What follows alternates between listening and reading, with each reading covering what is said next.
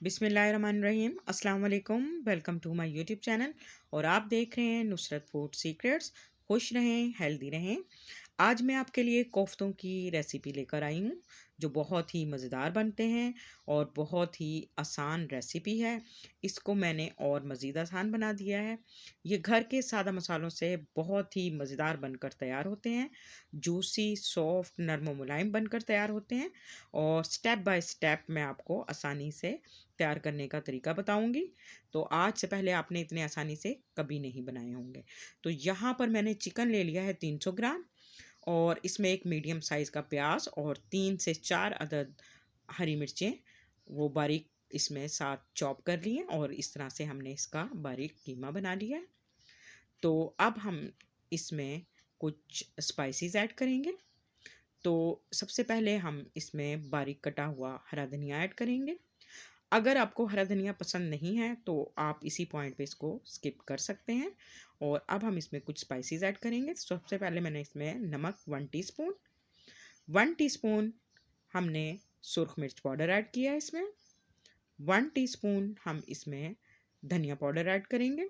इससे इसकी खुशबू बहुत ही शानदार आती है। और इसमें 1 टीस्पून ही हमने ज़ीरा पाउडर ऐड किया है और 1 टीस्पून हम इसमें काली मिर्च पाउडर ऐड करेंगे। अब इन तमाम स्पाइसेस के साथ हम तमाम बैटर को अच्छी तरह से इसमें मिक्स कर लेंगे ताकि तमाम स्पाइसेस का फ्लेवर इसमें अच्छी तरह से आ जाए। तो इसको हमने बहुत अच्छे तरीके से इसमें मिक्स कर लेना है। तो अब हम इस तरह से इसको मिक्स करने के बाद इसके कोफ्ते बनाएंगे, यानी इसकी शेप। तो सबसे पहले हमने हाथों को ऑयल से ग्रीस कर लेना है और थोड़ा सा बैटर लेकर जितने साइज़ के आपने बनाने हों उसी साइज़ में आप उतना बैटर लेकर तमाम कोफ्ते इसी साइज़ में तैयार कर लें। तो ये सारे कोफ्ते तैयार हो चुके हैं।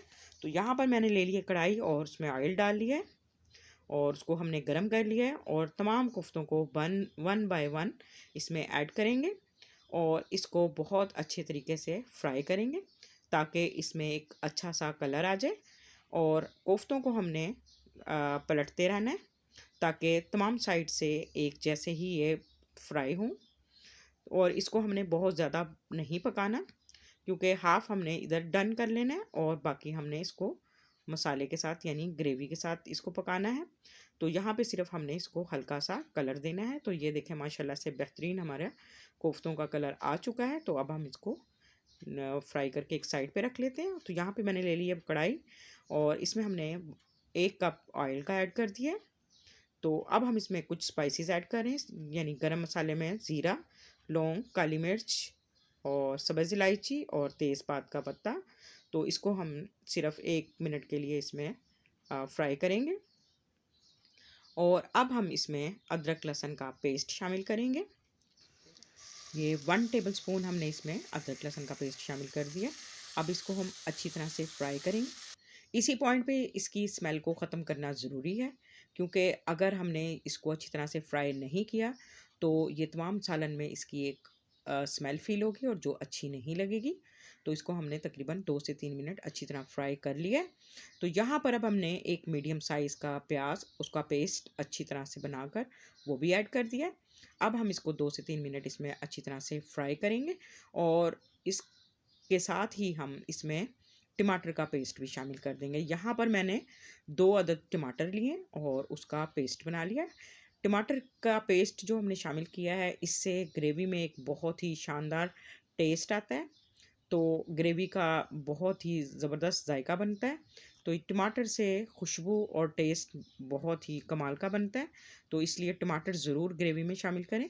तो यहाँ पर अब हम कुछ स्पाइसेस भी ऐड कर रहे हैं।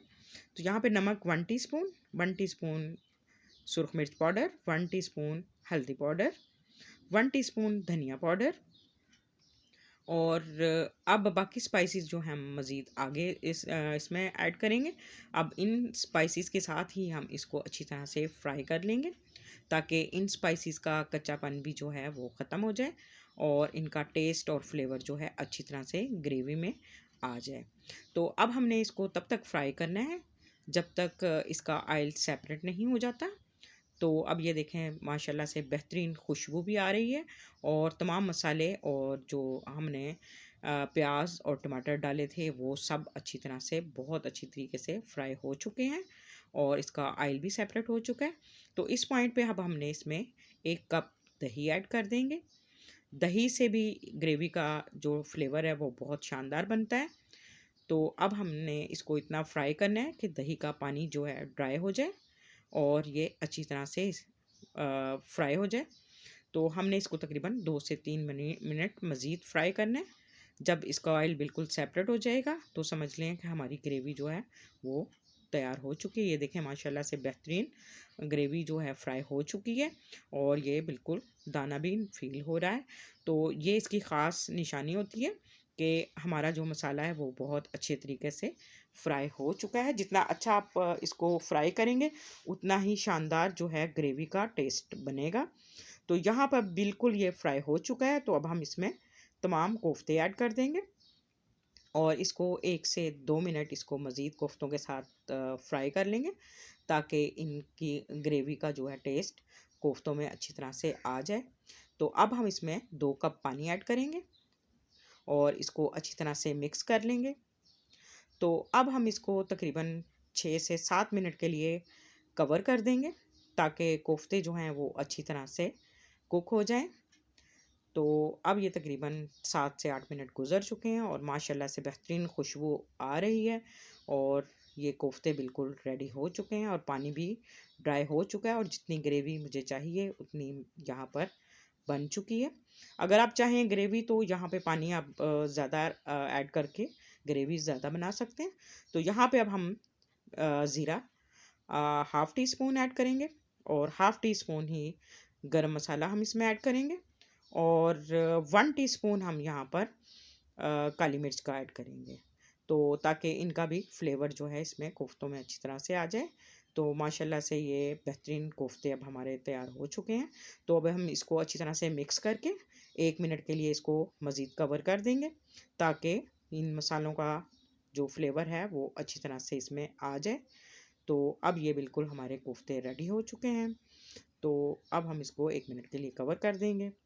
तो अब ये हम इसको डिश आउट कर लेते हैं। तो माशाल्लाह से ये देखें जी बेहतरीन हमारे कोफ्ते विद ग्रेवी तैयार हो चुके हैं। मेरी ये रेसिपी आपको पसंद आए तो मेरी वीडियो को लाइक शेयर कमेंट ज़रूर कीजिएगा। चैनल को भी ज़रूर सब्सक्राइब कीजिएगा और बेल आइकन का बटन भी ज़रूर प्रेस कीजिएगा ताकि आपको मेरी हर नई आने वाली वीडियो का नोटिफिकेशन सबसे पहले मिल सके। और वीडियो को भी स्किप मत किया करें, वीडियो को मुकम्मल वॉच किया करें और अपना फीडबैक ज़रूर दिया करें। इससे हमारी हौसला अफ़ज़ाई होती है।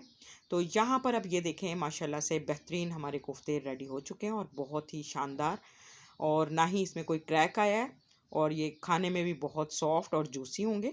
तो ये देखें जी बेहतरीन कोफ्ते आप इसी तरह से फॉलो करके बेहतरीन रेसिपी तैयार कर सकते हैं। ये रेसिपी आप अफ्तार पार्टी के लिए और सहरी के लिए बना सकते हैं और आज से पहले आपने इतनी आसानी से ये कोफ्ते कभी नहीं बनाए होंगे। ये मिनटों में बनकर तैयार हो जाएंगे। तो आई होप कि मेरी ये रेसिपी आपको पसंद आएगी और अगर आपको ये मेरी रेसिपी पसंद आए तो अपना फीडबैक ज़रूर दीजिएगा और दुआओं में याद रखिएगा। कल इंशाल्लाह फिर मिलते हैं एक और नई वीडियो के साथ। तब तक के लिए अल्लाह हाफिज़।